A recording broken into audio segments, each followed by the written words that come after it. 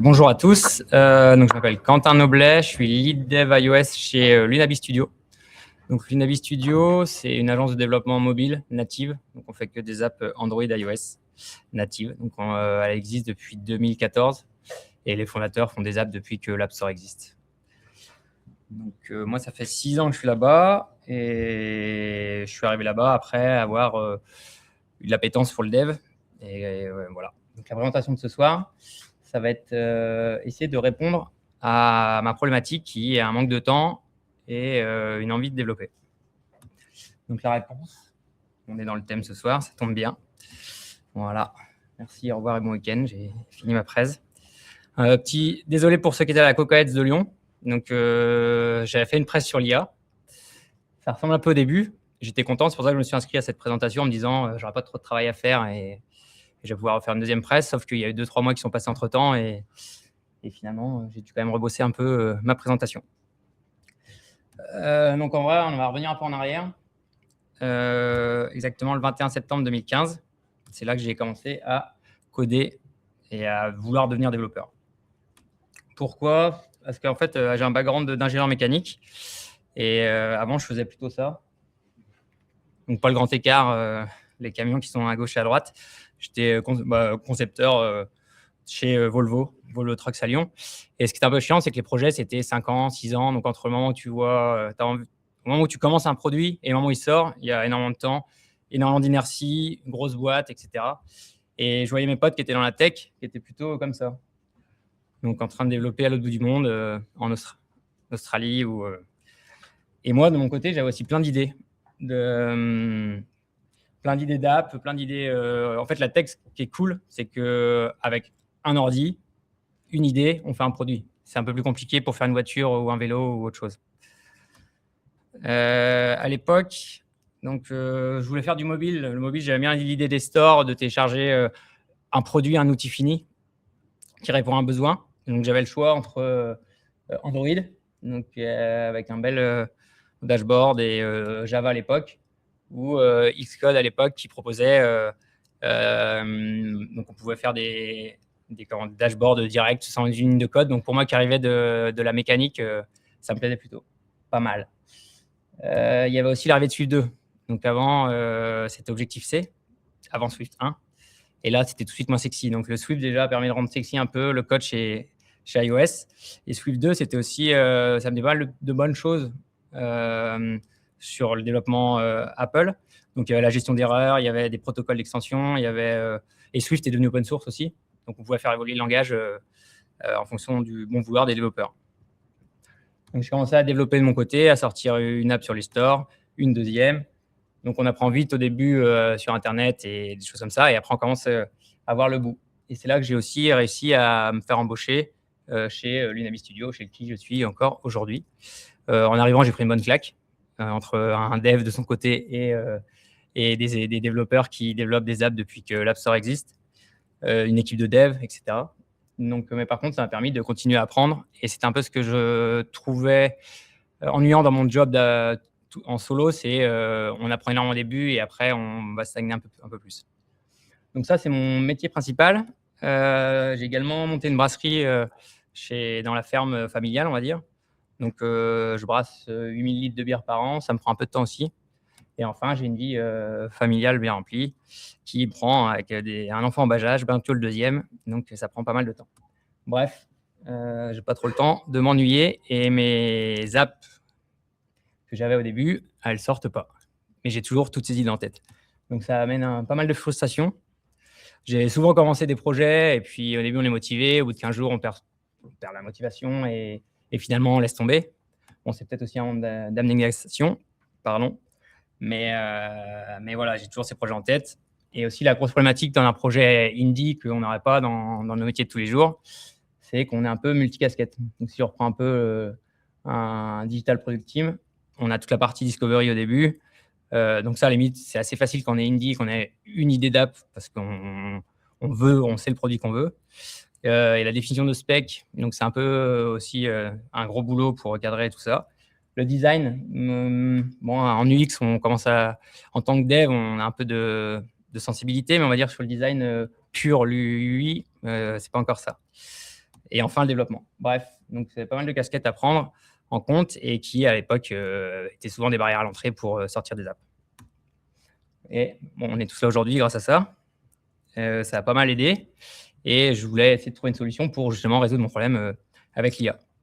Donc, ce que j'ai présenté il y a 2 mois maintenant, c'était à l'époque, c'était une batterie d'agents. Donc, un agent product owner qui permettait de définir mon produit. Donc, on a vu un peu dans la présentation d'avant, c'était sur les plans, etc. Donc, toute la partie planification, définition du produit. Et derrière, la partie la spécification technique. Donc, c'était à l'époque, c'était du copier-coller de data ou de files d'un agent à l'autre. On perdait tout le contexte. Ensuite, un head of design, donc pour un autre agent, donc un troisième agent, qui reprenait la suite des datas qui étaient générées par les 2 autres pour préparer un prompt afin de le passer à Figma Make pour me faire un peu de design là-dessus. Donc ça, c'était mon flow. Et enfin, dernière batterie, donc c'était dernière balise, pardon, c'est ce qu'on connaît aujourd'hui, ce qu'on utilise tous les jours, Codex ou Claude, par exemple. Donc l'avantage de cette technique, c'était très peu de barrières à l'entrée. Tu peux démarrer en 5 minutes du dev, créer un agent sans faire de terminal, juste en se créant un compte, Claude ou ChatGPT. Il n'y a pas d'environnement de configuration, pas d'API, rien du tout. C'était force. Il y avait la partie, par contre, ce qui était intéressante, c'est force à structurer le produit. Donc, avec notre agent qui nous pose des questions, qui revient sur notre produit. Donc, on a une idée en tête, on veut partir partout, ça nous permettait de recentrer. Il y avait donc des personnages utilisables. Donc, nos agents, je pouvais les utiliser sur d'autres projets, d'autres produits, c'était assez facile. Et c'était très visuel rapidement avec Figma Make, par exemple. Je pouvais sortir des écrans assez rapidement. Le gros inconvénient, c'est que tout était manuel entre les outils et il n'y avait pas de mémoire partagée à part la data qu'on copiait-collait, mais c'était la data qui était générée par l'autre agent. Il pouvait perdre du contexte, on perdait pas mal de choses. Pas de versionning non plus, pas de CI, pas de test. Et la qualité dépendait vraiment de la création des agents et des réponses qu'on lui donnait. Surtout, c'était le gros principe de Pareto, c'est quand on faisait rapidement une app avec des écrans et quand on voulait rentrer dans le détail, c'était toujours le problème, c'est pour sortir les 20% restants, on y passait trop de temps. Donc derrière ça, c'est là que la présentation a un peu évolué, c'est qu'il y a eu les skills qui sont un peu arrivés, qui sont vraiment arrivés, comme on a pu voir dans la présentation précédente. Et c'est là-dessus que je me suis basé pour revoir un peu manière de faire pour avoir un flow de plan de création. Donc, comme on a vu tout à l'heure, donc les skills, ce qui permettait, c'était j'ai pu créer différentes briques comme j'ai fait dans mes agents avant. Et chaque skill communiquait avec une input. Donc, comme on peut voir ici, ce qu'elle créait et ce qu'elle avait en input. Et aussi l'agent suivant, la skill suivant qui allait passer à la balise derrière. Donc, j'ai créé dans 3 agents. Donc là, c'est vraiment pour faire une petite app rapidement. Donc, la partie Product Discovery, qui va poser énormément de questions, qui va revoir nos produits et qui va sortir une vision produit, on va dire, qui va être utilisée derrière par l'agent, par la skills, Product Specification, qui, elle, va permettre de vraiment planifier le développement derrière. En troisième skills dans le flow, c'est la partie fondation du projet, donc la grosse architecture projet dès départ, pour ensuite derrière développer feature par feature mon produit que j'ai besoin. Et avec une petite skill, pour l'instant j'ai qu'une skill générique de Swift iOS Developer, mais voilà. Et enfin du testing et de la review. Donc ça m'a permis d'éviter tous les copier-coller que je faisais entre agents. L'avantage autrement, c'est le contexte partagé. On est dans un même agent. C'est composable, on peut utiliser les skills un peu. Si les skills sont bien faites, l'agent va aller automatiquement chercher la skill qu'il a besoin. Et on peut facilement recréer des petites skills en fonction de nos besoins derrière. Les skills par rapport aux agents, on est facilement versionnable avec un GitHub, petit fichier derrière de skills pour la faire évoluer, comme on l'a vu dans la présentation précédente. Et enfin, ce qui est top, c'est si la skill est bien faite, comme je l'ai dit, elle va être automatiquement appelée par l'agent au bon moment, dès qu'elle en a besoin. Donc, pour Indie Dev, C'est pratique parce que c'est peu d'agents et beaucoup de skills et donc c'est plus facile à faire un seul flow rapidement et de sortir une app plus rapidement, qu'avant. Donc là, c'est encore un peu, confus. J'ai plein de petites skills de mon côté et l'idée, ça va être comment je les rassemble, derrière et je les regroupe pour créer un vrai flow de développement. Donc c'est un peu la master skill, c'est ce qu'on voit en haut, tout en haut, le iOS App Factory. Donc c'est quoi iOS App Factory? C'est une librairie Spec-Driven. Voilà, ça, c'est la description que j'ai mis en haut de la skill. Donc c'est ce qu'on a un peu vu tout à l'heure, c'est, un workflow de Spec-Driven Development qui va me permettre d'avoir une grosse vision produit au départ et derrière de développer feature par feature, mon produit. Ce que j'ai mis dans cette skill, en gros, c'est de demander beaucoup de choses au départ pendant la définition du produit, mais pas tout le temps. Une fois qu'on est parti, l'idée, c'est vraiment d'avoir tous les inputs en début de projet, en début de plan, et derrière, on déroule. Ensuite, une fois qu'on a la vision produit, c'est de rapidement partir sur l'architecture, le design qu'on veut, le design système et les différentes conventions qu'on veut dans notre code. Troisième brique, donc on commence par faire une feature et à la fois avec ces barrières par rapport aux features prochaines. Enfin, moi, ce que j'ai mis dans mon app, c'est plus pour c'est d'utiliser ce que propose Apple et par défaut et en fait demander, sauf si l'user demande une librairie spécifique derrière. Et enfin, donc de vérifier si à chaque fois qu'on a terminé une étape dans une feature, par exemple, qu'il y a un plan de vérification qui vérifie que ce qui a été fait et converge avec ce qu'on a demandé. Donc le process plus en détail derrière. Donc pareil, c'est ce qui est dans la skill, ce qu'on a pu voir. Donc un produit, donc j'ai créé des sous-agents, qui vont me permettre pardon, on est déjà sur le process. J'ai créé donc un process dans la skill, ce qui va me permettre de déjà avoir un product discovery, qui va me sortir un fichier, qui va être repris par la seconde step, qui va structurer tout ça et qui va sortir une roadmap et une backlog, qui est repris par le projet, la partie dev, on va dire, pour créer ma fondation du projet et derrière dérouler feature par feature les différentes features du projet. Pour enfin avoir un petit report et une backlog et updater la roadmap en fonction au fur et à mesure que j'ai fait mes tâches. Donc l'autre partie, j'en parlais tout à l'heure, c'est des sous-agents dans la partie skills qui vont me permettre de spécifier un peu les différentes tâches à faire. Donc au début, on a la partie recherche de produit. Ensuite, on a la partie spécification produit. Ensuite, on a la partie orchestration des features et création de l'architecture. Et enfin, on vient vérifier que tout ce qu'on a fait réponde à notre besoin. Donc voilà, pour les différents rôles des sous-agents. Donc les sous-agents, ça c'est simple, c'est comme c'est par exemple là on a le product research, il a une mission, il a des inputs. Donc aujourd'hui là c'est de la data du user et par contre ce qui va nous sortir c'est un fichier app vision et par contre l'agent suivant ce qu'il a en input c'est le app vision et ce qui va ressortir c'est des specs un autre .md de specs techniques. Donc voilà pour la partie la master skill donc qui permet de relier un peu toutes les petites skills que j'ai faites. Donc, comment ça fonctionne? Après, là, je passe directement sans terminal, directement dans mon point codex ou Claude d'ailleurs. Et automatiquement, après la demande que j'ai fait, donc là, je crée pendant mon exemple, c'est aujourd'hui pour brasser, on a une fiche de brassage. C'est avoir une application qui va remplacer cette feuille papier de brassage pour avoir plus facilement comparé nos anciens brassages, voir si on bosse toujours aussi bien et aussi facilement rentrer les mesures qu'on va faire pendant notre brassage. Donc, automatiquement, il va voir qu'il y a la skill iOS Product Discovery qui va me permettre de répondre et de me poser des questions à la suite. Donc, pareil, j'ai demandé dans mes skills, au début, il me posait énormément de questions ouvertes. Et donc, il y a différents modes dans la première skill qui permet de soit avoir un mode strict où j'aurai que des questions fermées avec des propositions comme ici, avec toujours une proposition other à la fin. Donc, ça, c'est des choses que j'ai définies dans mes skills. Ou un mode ouvert où il va poser des questions ouvertes et derrière, on va lui répondre un peu plus en fonction du temps qu'on veut pour créer l'app. Donc voilà pour la partie, donc ça c'est tout un flow.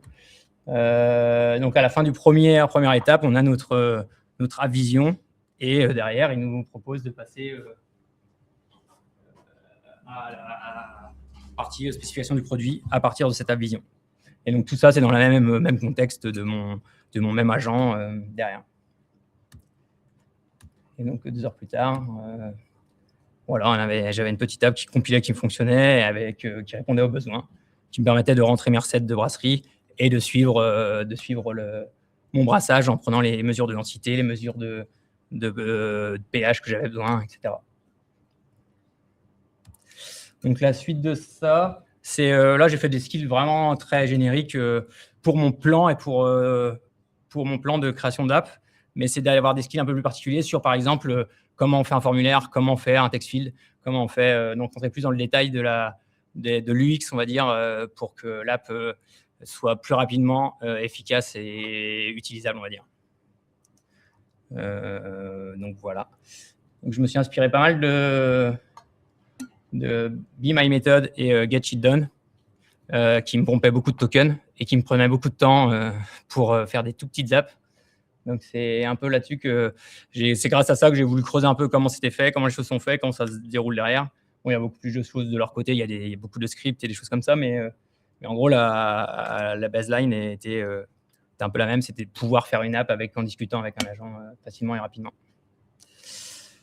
Voilà. Surtout, je sais pas qui utilise Be My Method régulièrement.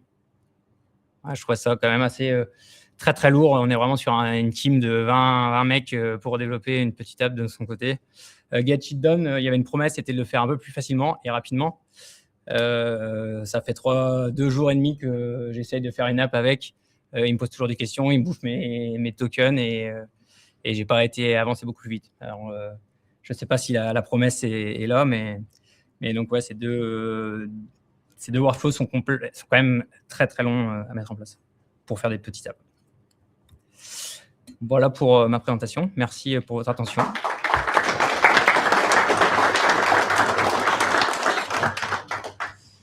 Merci Quentin. On va maintenant passer aux questions. Y a-t-il des questions ?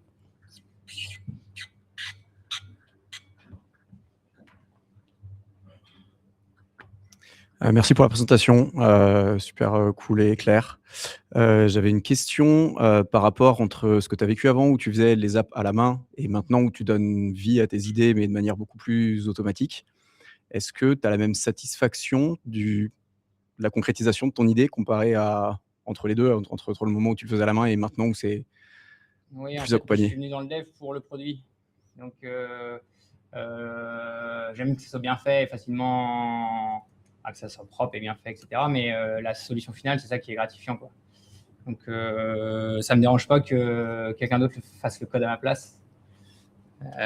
Au contraire, j'ai envie de dire.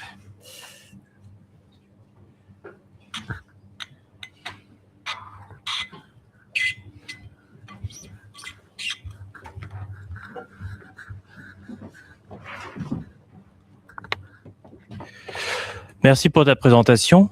Du coup, c'était pour savoir, de ce que j'ai compris, tu partais plutôt sur les applications mobiles. C'est toujours le cas, peut-être plutôt en mode SaaS. Est-ce que tu peux nous en dire un peu plus sur les applications que tu as déjà développées, que tu as déjà pu tester? Donc, nous, on bosse sur... donc, en indie dev, j'ai pas sorti d'app. C'était justement, c'est pour ça que je creuse un peu la manière de faire pour gagner du temps et aller jusqu'au bout. Après, sur la partie produit tous les jours, nous, on est sur des apps à plus gros volume. On va pas se servir d'un flow complet comme ça aujourd'hui. On se sert plutôt de ce qui a été présenté avant, de skills avec un plan dédié à une feature ou un ticket. On n'a pas encore on n'est pas encore reparti sur des apps from scratch pour pouvoir voir quelle manière on pourrait utiliser ce plan derrière.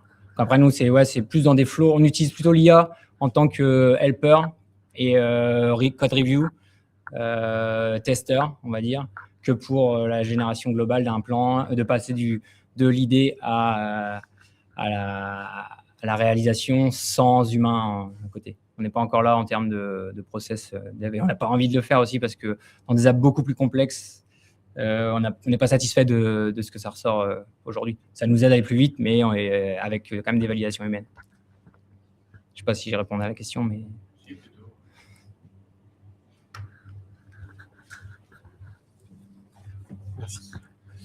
Ouais, moi j'avais une question. Les apps que tu développes comme ça avec tes agents, du coup, c'est des apps que tu développes en iOS ou Ouais. pas?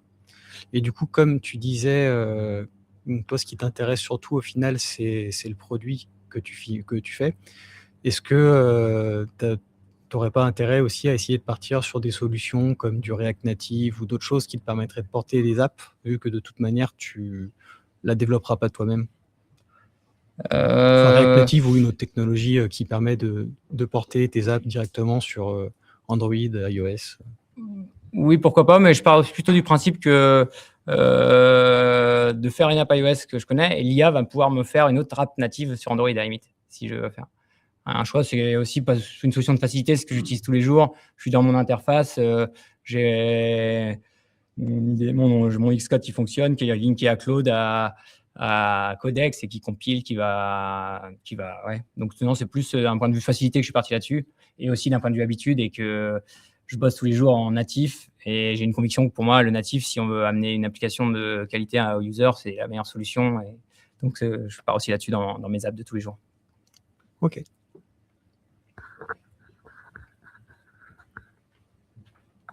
Attends, une dernière question. Non? Bien, dans ce cas, merci Quentin. Merci à tous.